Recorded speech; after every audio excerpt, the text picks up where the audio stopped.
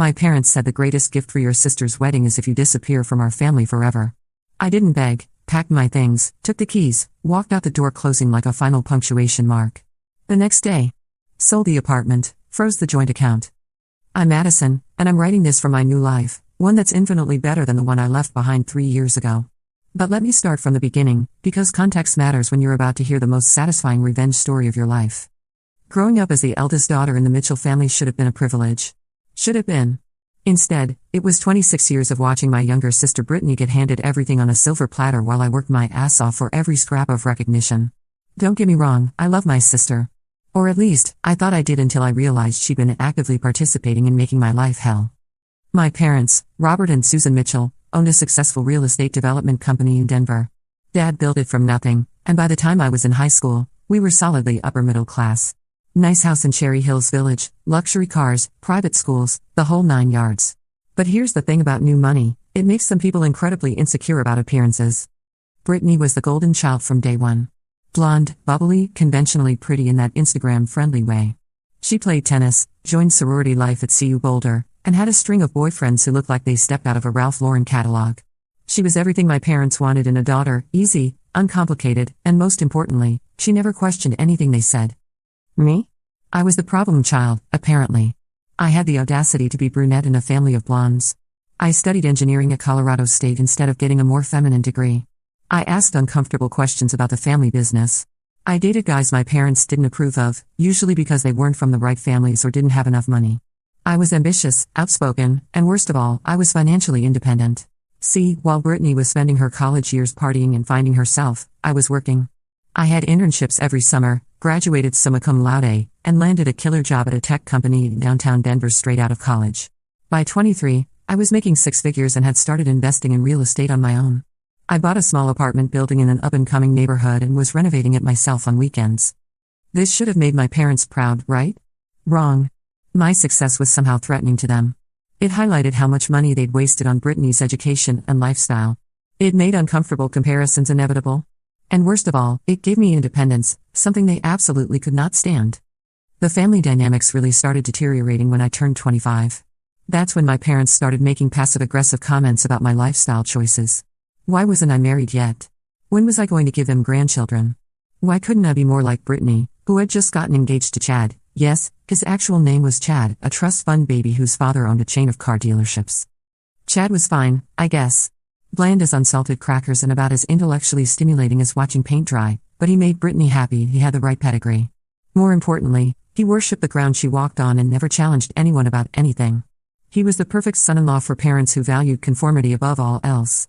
The engagement party was where things really started going south. It was this massive affair at the country club, easily a $30,000 party for an engagement, mind you. I showed up in a perfectly appropriate navy dress, brought an expensive gift, and tried to be the supportive big sister. But nothing I did was right. Madison, why didn't you wear something more colorful? You look like you're going to a funeral.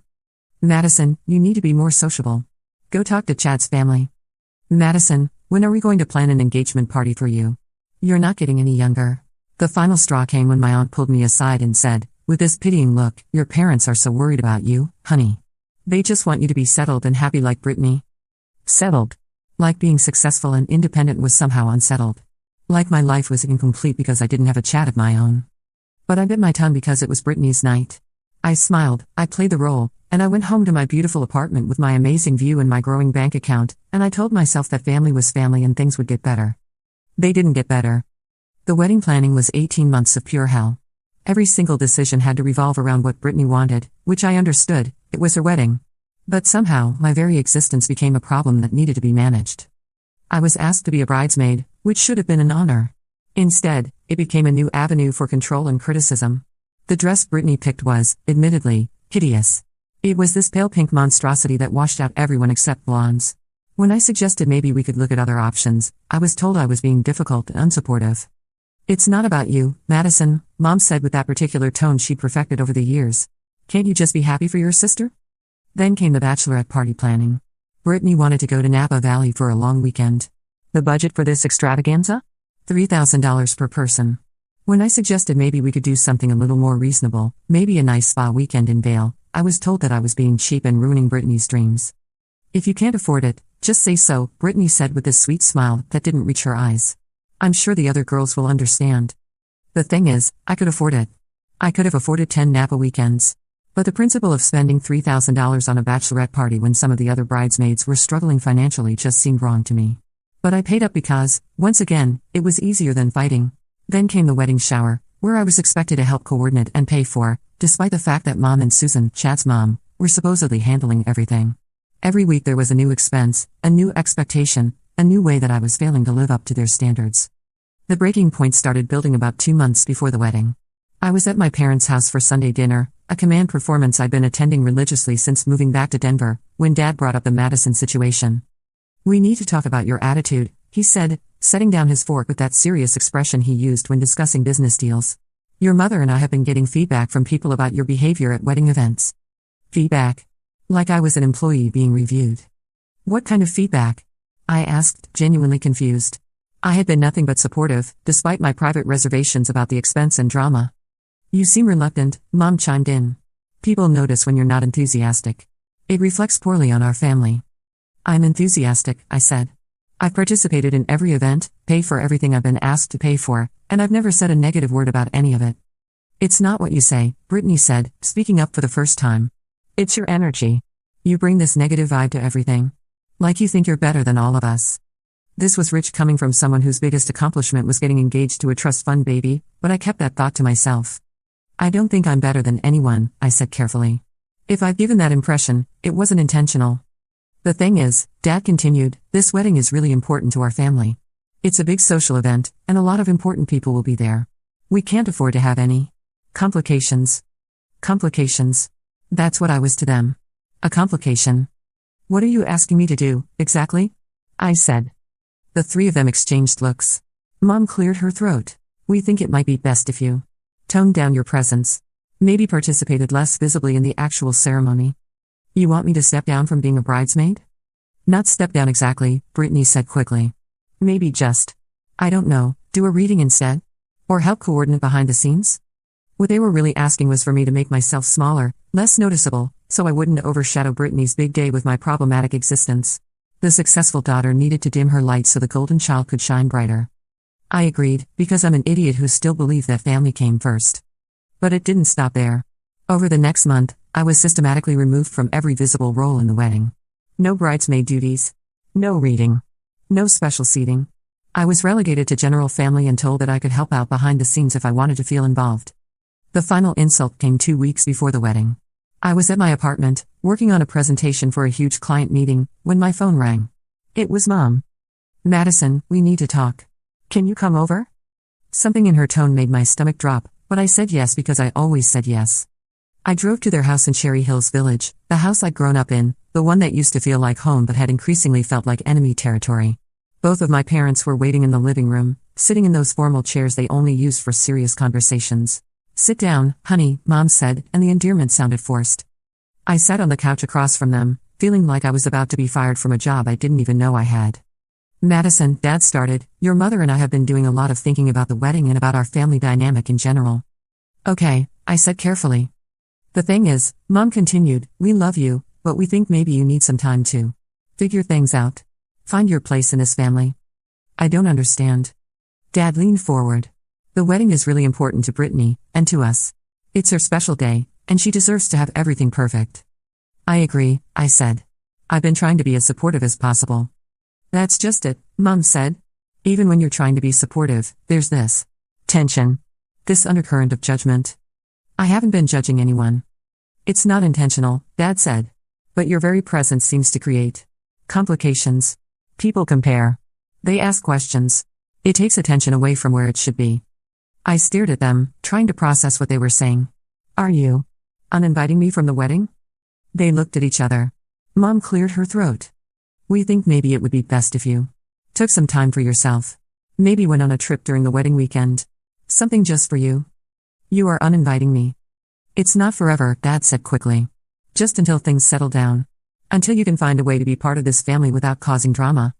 What drama? What have I done? It's not what you've done, Mom said. It's who you are. You're different from us. You have different values, different priorities. And that's fine, but it makes family gatherings difficult. The room went very quiet. I could hear the grandfather clock ticking in the hallway, the sound of a neighbor's dog barking, the hum of the air conditioning. Normal sounds of normal life happening around this completely abnormal conversation. So you want me to skip my sister's wedding because my existence makes people uncomfortable? We want you to think about whether you really want to be part of this family, Dad said. And if you do, what you're willing to change to make that work. I sat there for a long moment, looking at these people who had raised me, who were supposed to love me unconditionally, who were basically telling me that their love came with conditions I could never meet. And if I don't skip the wedding? Another long pause. Madison, Mom said softly, the truth is, we think maybe the greatest gift you could give your sister for her wedding would be if you just disappeared from our family. Forever. The words hung in the air like a toxic cloud. I waited for one of them to take it back, to say they didn't mean it, to show some sign that they realized how devastating what they just said was. Instead, Dad nodded. It would solve a lot of problems. I looked at my mother, the woman who had given birth to me, raised me, supposedly loved me. She couldn't meet my eyes. So that's it? I said. 26 years of being your daughter, and you want me to just disappear? You could stay in touch, Mom said weakly. Maybe we could have lunch occasionally. But the family events, the holidays, the big gatherings. It might be better if you weren't there. I stood up. My legs felt shaky, but I managed to stay upright. Okay, I said. They both looked surprised, like they'd expected me to fight or beg or promise to change. Okay? Dad repeated. Okay. I'll disappear. I walked out of that living room, through the foyer with its ridiculous chandelier and marble floors, past the family photos that prominently featured Brittany and barely included me, and out the front door. I didn't slam it. I didn't make a scene. I just closed it quietly behind me, like a final punctuation mark on the sentence of my relationship with the Mitchell family. I sat in my car in their circular driveway for about 10 minutes, trying to wrap my head around what had just happened. Then I drove home to my apartment, poured myself a very large glass of wine, and started making a list. See, here's what my parents didn't know about me. When I'm hurt, I don't get sad. I get methodical. They wanted me to disappear? Fine. I would disappear. But I was going to do it in a way that left a mark. The first thing I did was call my lawyer. Yes, I had a lawyer. When you own rental properties and run a business, you need legal counsel. His name was David Chen, and he was brilliant, ruthless, and very, very thorough. David, I said when he answered, I need to know exactly what assets I have legal claim to, and I need to know how to extract myself from anything that ties me to my family. Madison? What's going on? I explained the situation. There was a long silence. They asked you to disappear from the family? They suggested it would be the greatest gift I could give my sister. Jesus. Okay, let me pull your files. Can you come in tomorrow morning? I'll be there at 8. The next morning, David laid out my situation. It was better than I'd hoped and worse than I'd feared. The good news, the apartment building I bought was entirely in my name. My investment accounts were mine alone. My business was incorporated separately from anything family-related. I had about $400,000 in liquid assets and another $200,000 in real estate equity. The bad news, I was on several joint accounts with my parents, including a shared investment account we'd set up for family expenses that had about $150,000 in it. I was also co-owner of a vacation condo in Aspen that we bought together as an investment property. Here's what I can do, David said. The joint accounts, you have every legal right to withdraw your portion. The condo is more complicated, but you can force a sale if you want out. What about the family business? You're not on any of the corporate documents, so that's not an issue. But Madison, are you sure about this? Families fight. This could blow over. I thought about my parents' faces when they told me the greatest gift I could give my sister was to disappear forever. No, I said. It won't blow over. They meant it. Okay then. Let's make sure you're protected. By noon, I had withdrawn my portion of every joint account I shared with my parents. That came to about $75,000, apparently I'd been contributing more than they had been. I also initiated the legal process to force the sale of the Aspen condo. But that was just the beginning. You see, while I'd been busy being the responsible daughter, I'd also been paying attention to the family business. Dad had always been loose with information around me, probably because he figured I was family and it didn't matter. Over the years, I'd picked up quite a bit of knowledge about their operations, their clients, and their business practices. Some of what I knew was concerning. The Mitchell Development Company had been cutting corners on some of their recent projects. Not enough to be obviously illegal, but enough to be ethically questionable and potentially problematic if the right person asked the right questions. There were issues with permit applications, problems with subcontractor payments, and at least 3 projects where the environmental impact assessment seemed optimistic. I made copies of everything I had access to, emails, documents, financial records. All obtained legally, since I had been included on family business discussions for years and had legitimate access to shared family files. Then I started making phone calls. The first call was to the Denver Building Department. I had questions about permit processes and whether certain recent projects had been properly approved. The second call was to the Colorado Department of Public Health and Environment. I had concerns about potential environmental issues at a development site. The third call was to the Better Business Bureau. I had information about potential issues with subcontractor payments. I wasn't making accusations. I was just asking questions and sharing information that someone might want to look into. As a concerned citizen, of course. But that still wasn't enough. Remember how I mentioned I work in tech? Well, my company specializes in data analysis and digital marketing. I'm very, very good at research, and I have access to some powerful tools for finding information online. I spent the next week doing the most thorough background research of my life. I looked into Chad's family business, their social media presence, their financial history, their legal history. I researched the guest list for the wedding, all those important people my parents were so worried about impressing. What I found was interesting. Chad's family car dealership empire was not as successful as they liked to pretend. They'd had several lawsuits over the past few years, mostly related to fraudulent sales practices and undisclosed vehicle problems. Chad himself had a DUI from college that had been sealed but was still findable if you knew where to look.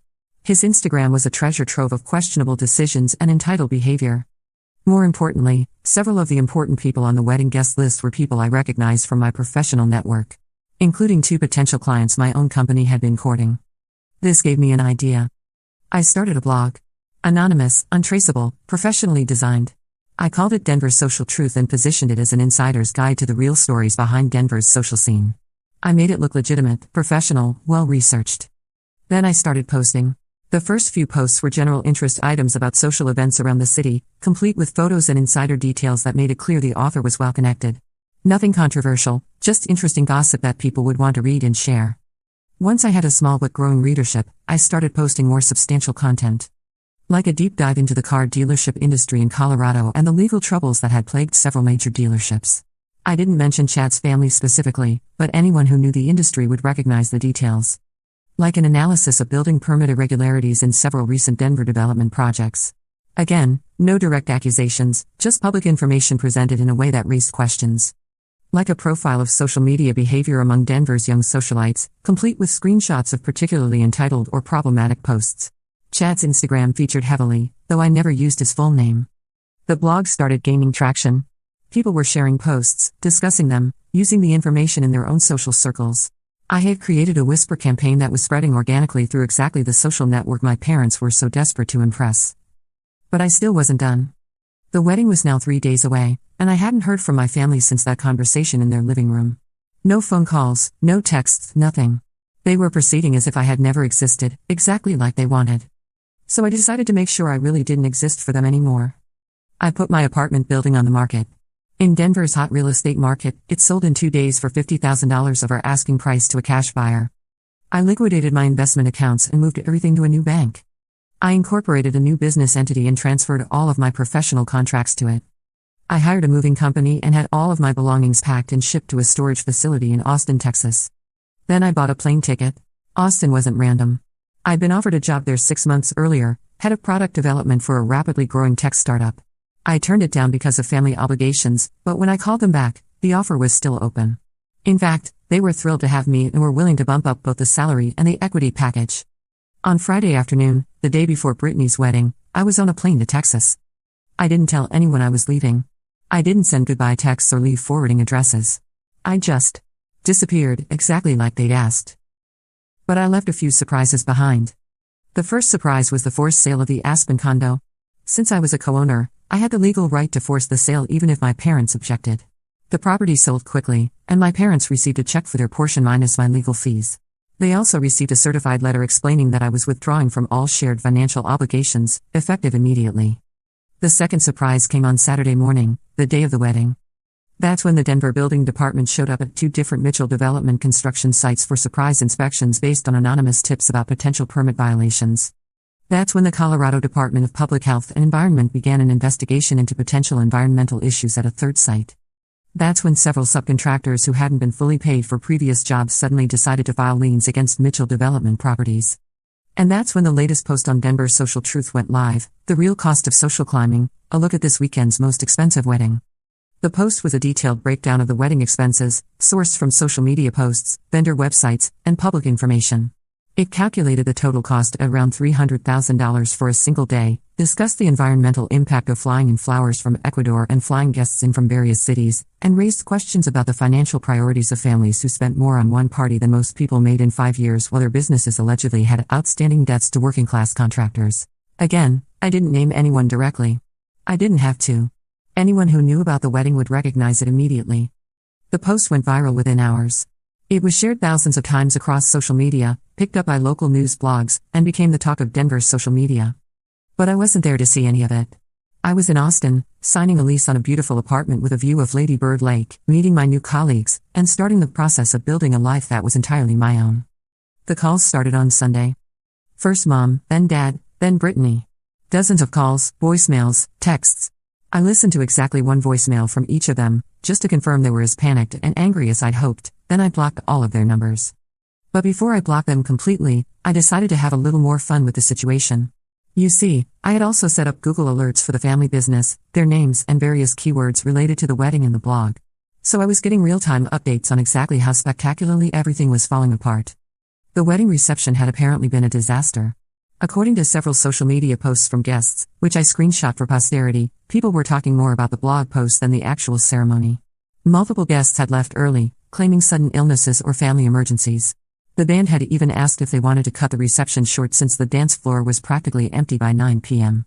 One particularly juicy detail came from a Facebook post by one of Brittany's sorority sisters, who wrote, "Beautiful ceremony but such a weird vibe at the reception. Everyone was on their phones reading some blog about wedding costs. Made everything feel super awkward. Hope B and C are okay."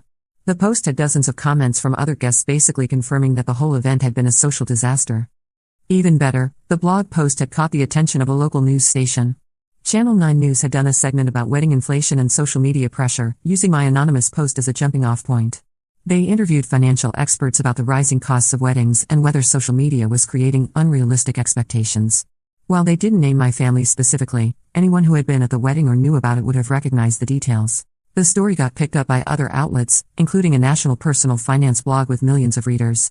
My little anonymous post about one ridiculous wedding had somehow become part of a larger cultural conversation about wealth inequality and social media pressure. Meanwhile, the business investigations were moving faster than I had expected. It turns out that when you give government agencies specific information about where to look, they're surprisingly efficient. The building department had found not just permit violations, but also safety issues that required immediate attention. 2 construction sites were completely shut down, with big red stop work signs that were visible from the street. I found out about this because one of my former colleagues from Denver posted a photo on LinkedIn with a caption interesting to see what happens when corners get cut in construction. Safety first, always. The photo clearly showed one of my family's development sites with a stop work order prominently displayed. The environmental investigation was also moving quickly. They had found soil contamination that appeared to predate my family's involvement, but their environmental impact assessment had failed to identify it properly. This meant they were liable for the cleanup costs even though they hadn't caused the original contamination. The estimated cost for remediation was starting to look like it might exceed $500,000. But the most satisfying development was watching Chad's family's business implode in real time. The renewed scrutiny of their car dealership practices had led to a full state investigation. It turned out that the sealed DUI I had found was just the tip of the iceberg. Chad had multiple legal issues that his family had been covering up, and several former employees were now coming forward with stories about fraudulent sales practices and financial irregularities. Chad's father had issued a public statement trying to distance the family from any wrongdoing, but it was too little, too late. 3 major manufacturers had already suspended their franchise agreements pending the investigation. The family's entire business empire was crumbling, and Chad was looking at potential criminal charges. This meant that not only had my family lost their social standing, but their daughter's high-profile engagement had connected them to an even bigger scandal. The wedding that was supposed to elevate their status had instead made them guilty by association with a family under criminal investigation. I was getting all of this information from my comfortable new apartment in Austin, where I was spending my evenings learning to salsa dance and my weekends exploring food trucks and live music venues. The contrast between their chaos and my peace was absolutely delicious. Mom's voicemail: "Madison, what have you done? The building department is shutting down 2 of our job sites. People are asking questions about the blog. Call me immediately." Dad's voicemail: "This is unacceptable. I don't know what you think you're proving, but you're destroying this family. You need to fix this right now." Brittany's voicemail: "I can't believe you would do this to me on my wedding day. Everyone is talking about the blog instead of my wedding. You ruined everything, and I will never forgive you. Perfect. They were finally understanding what it felt like to have someone's very existence complicate their lives. But the real satisfaction came over the next few weeks, as I watched the consequences unfold for my new life in Austin. The building department investigations found several serious permit violations. Mitchell Development was fined $50,000 and required to halt construction on 2 major projects until the issues were resolved. The delays cost them hundreds of thousands of dollars and damaged their reputation with investors. The environmental investigation found contamination issues that required expensive remediation. Another $200,000 in unexpected costs. The subcontractor liens froze access to several of their business accounts and prevented them from taking out loans for new projects.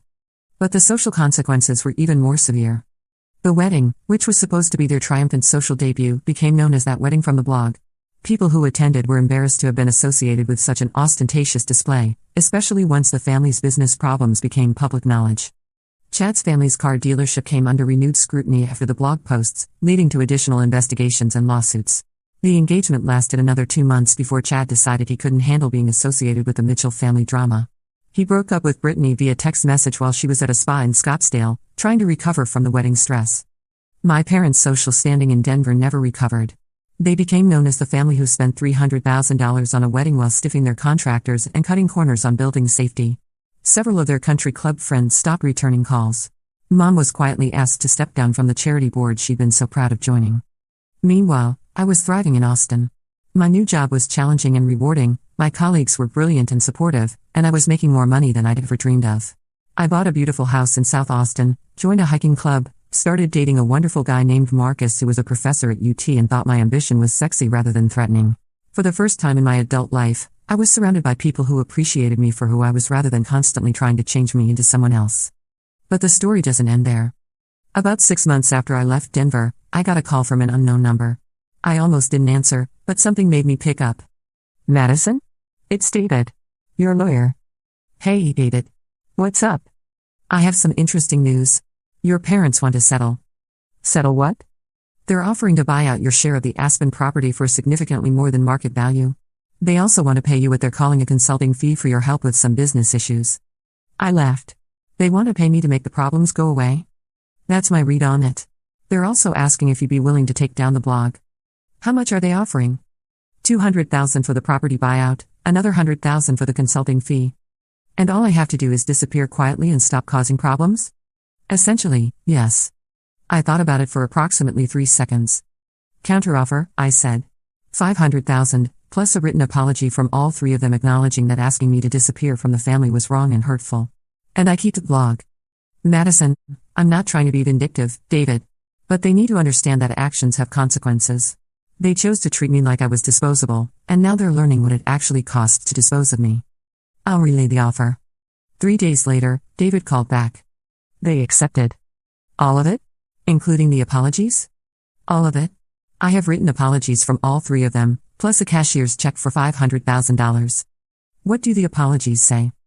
I'll read you your father's. Madison, I realize now that asking you to distance yourself from the family was wrong and hurtful. You are our daughter and we should have found a better way to handle our concerns. I apologize for the pain we caused and hope someday you can forgive us. It wasn't perfect, but it was something. And they understand I'm keeping the blog? They understand.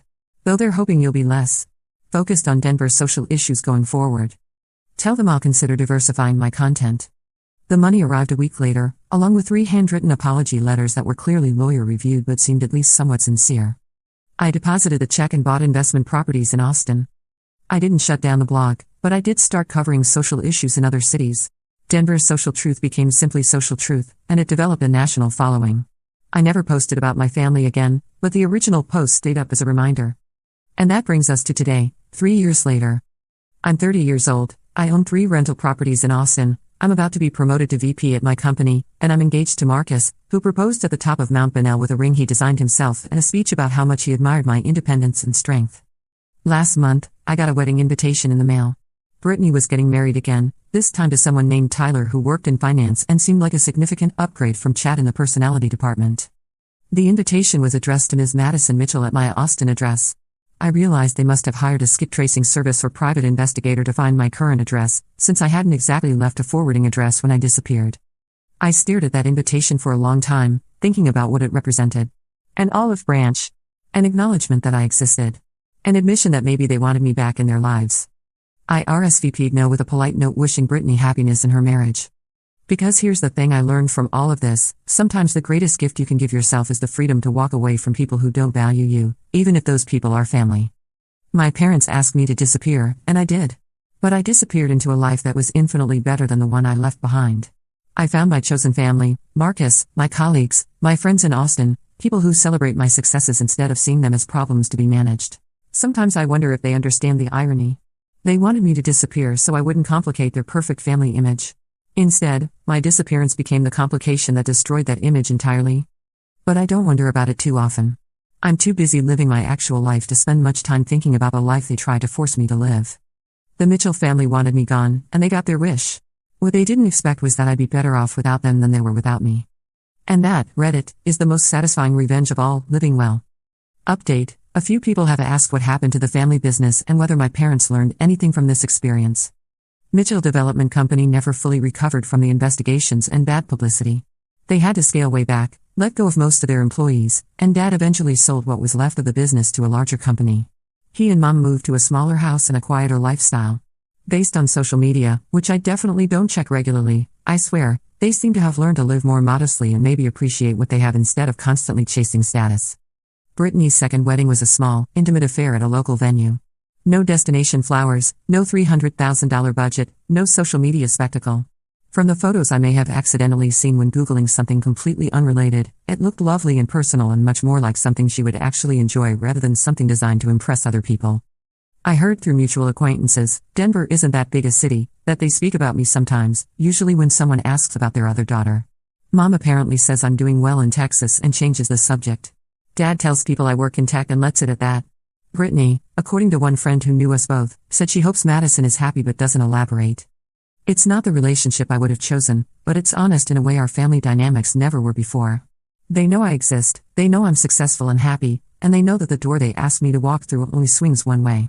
Sometimes the best revenge really is just living your best life and letting other people live with the consequences of their choices.